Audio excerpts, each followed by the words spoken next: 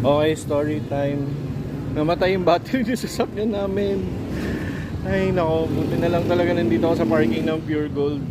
Kaya kahit pa paano, ayan, medyo safe naman dito. Pero nakatawag na ako nung magre-rescue. Local sila na shop dito sa Bataan. Ayun, nag-aantay ako, let's go. Parang ulan pa, visit. Minsan talaga sa buhay, no, tatamaan ka ng pagsubok eh. Kaya, alam mo, dapat tatagan mo lang yung sarili mo. Tsaka baka may 5,000 ka dyan, paira muna, babalik ko sa katapusan.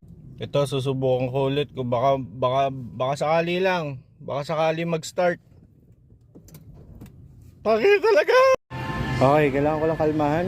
Buti na lang, nandito si ano yun, si Maloy, si Colette, tsaka si Pablo ng SB19, tsaka ng Bini.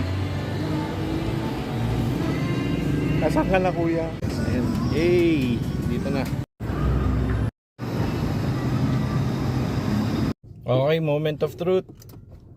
Hey! Let's go! Ayun na, okay na. Ha, init.